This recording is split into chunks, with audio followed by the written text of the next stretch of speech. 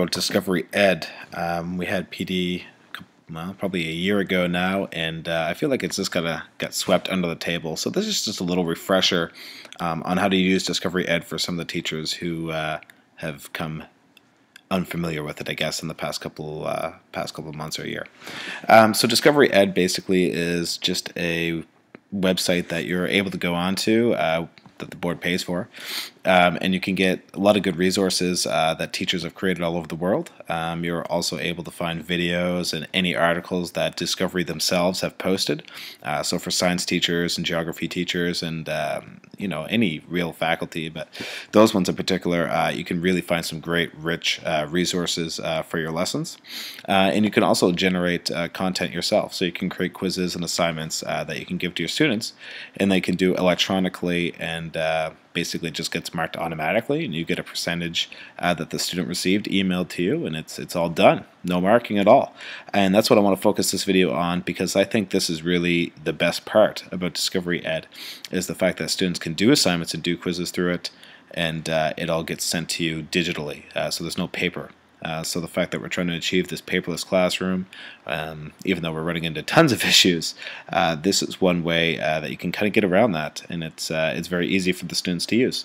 So first thing, we're going to go into our browser, and we're going to go to Safari, and we're going to type in www.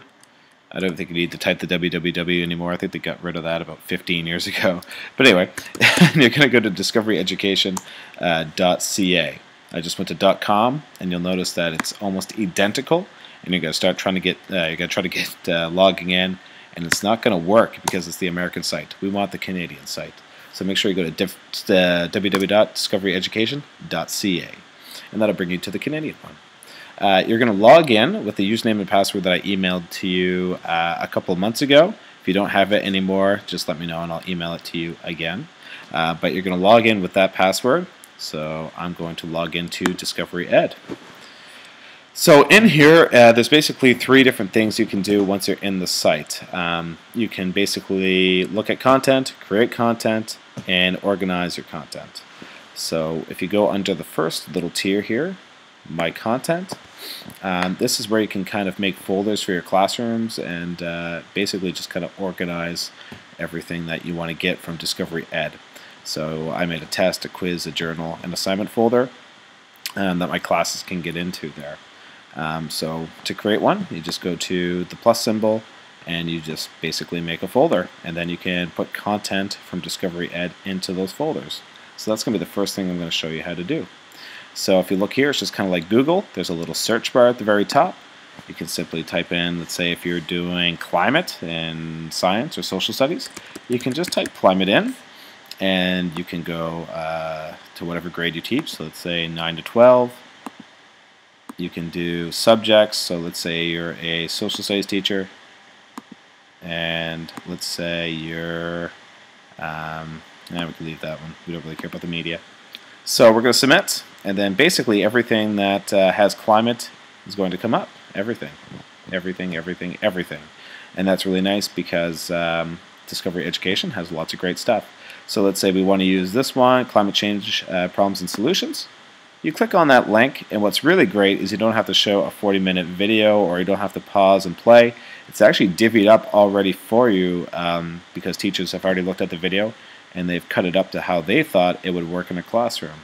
So if you want to use the video, let's say tomorrow in your lesson, you just simply click the plus button on the clip that you want, and that will go to Add to My Content. If you click on the little arrow, and you can put it in those folders that you created. So if you created, say, a video folder, you could just click it on here. If you wanted to go part of an assignment, you just click on Assignment, and you go to Add to Selected.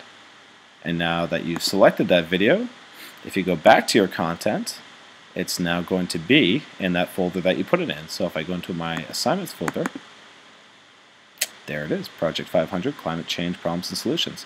So then when you actually have your class going on, you don't actually have to look and search for that video. It's already in your content. It's already in the folder that you want it to go into. So that's really nice, and it's just a good way to keep your things organized, and it's a good, quick go-to. Then there's the Builder tools. And there's Classroom Manager. So Classroom Manager, all of your kids are actually already in here because the board put them in last year. So you can actually check out the students that are in your class, which might be surprising. I didn't know this was all in there, but yeah, they're all there, and they're all programmed in, which is really good.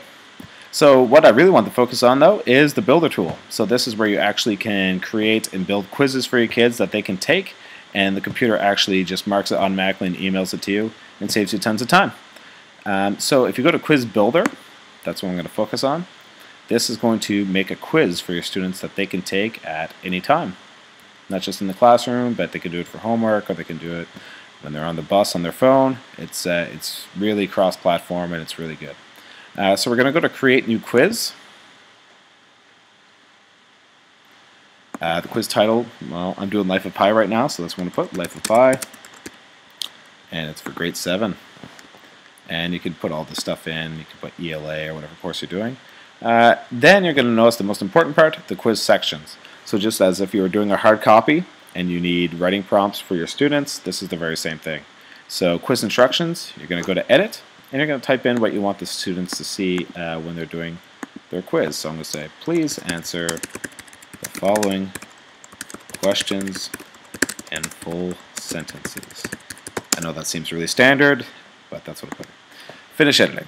Then objectives, you can put your GCOs and your SEOs in there if you want, and you can put notes as well. So if you want to put something, for example, for questions 3 and 4, you may answer in point form. If you just want to give a little, a little extra note or whatever for the students. And then if you want to pull any video that you want the student to see or any article from online, you can attach it from your content. So let's say if you pull the video, for example, that climate one, and you put it into your folder and you want to pull that, you can click on the My Content and you can get the student to see that. Settings, you can adjust all the stuff. So if you want to be notified when each student completes their quiz, you can click on that. There's a bunch of different features you can do, which is also really, really nice. So you go to Save and Continue once you have the format of the quiz done. I'm going to save it to, once again, Quiz. So everything kind of comes back to your content folder. So it's very important that before you start making quizzes or assignments or anything crazy like that, that you have those folders created. Okay, so now that you have that done, it's going to ask you to create a question. And you can create as many questions as you want. You can do short answer, true or false, multiple choice, single answer, anything you want. So I'm going to do a generic multiple choice answer just to show you how this goes. So let's say question. So how did Pi get his nickname, if I could spell, nickname in chapter 4? And you could put hint, we're not going to give them any hints. And then you put in your choices. So you could say from a book, from an aunt, from a swimming pool in France. Once again, if I could spell. And we could say from a sailboat. We don't need any explanation. If they do have a really hard time, you can put this in. So for example, it's kind of like a little hint. If they get their question wrong 4 times, you can say, think back to Mama G. And then once again, you can pull stuff from your content. You can add it in there. You can do whatever to help the student. So if you want, maybe you can actually pull chapters, or you can give them chapters if you want in the quiz to help them along. And that might be actually good if you have any students with IAs or any students that have, need additional content. So once you have the question done, you go to Finish Editing. And now we have one question. If we want to add more, we just go to Create a Question. We go through the process again. And you go to Save and Continue. So now we have our quiz, and now we can assign it to different courses. So we can do 7 Allen, 7 Prosser, 7 Surratt. I can put it to all 3. I can just give it to one. I'm going to give it to all 3. And you can do the start date and due date. So for example, if I assign it today, I can make it so it's due tomorrow. I can make it due in a week if I want to do a weekly, weekly quizzes or weekly checkups with the students. It's totally up to you. But once you have all that check marked, you can save it. And now, any kid in any of those folders or any of those courses are now going to see that quiz. They're going to log on, and I can actually see what that student's going to do. So if I go to Classroom Manager, and I go to My Students, and I click on any students, let's click on him. I can go to Log as Student, and this is what the student actually sees on their side.